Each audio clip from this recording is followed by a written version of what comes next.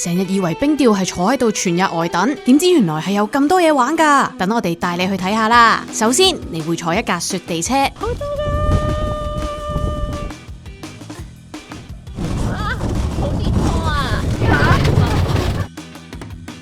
木屋入邊都會有呢啲基本設施，因為有 heater，所以基本上都唔使擔心保暖嘅問題。好似焗緊桑拿咁，有嗰陣桑拿房嘅木味。settle 好就可以開始釣魚啦。本身仲諗住好難先釣到一條，但發現都幾容易釣到㗎。播翻嗰啲 V 嘅音樂啊！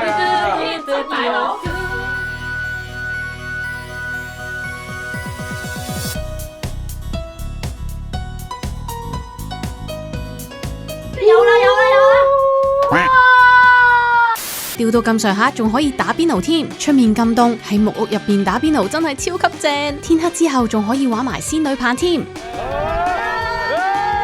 你都想玩冰釣？首先去之前記得要買定1日釣魚 pass， 時間允許嘅話可以 book 3點半至7點半呢個時段，因為最多魚嘅時段係日落前1個鐘，咁就可以日落前專心釣魚，日落後專心食嘢同埋打卡玩仙女棒。好彩撞正爆發期嘅話，甚至可以肉眼見到極光噶。加拿大冰釣通常去到3月中噶咋，1個鐘車程就有咁豐富嘅體驗。滑雪玩厭咗都可以試下冰釣啊！依家放生啲魚，祝你哋好運啊！功德加1。拜拜。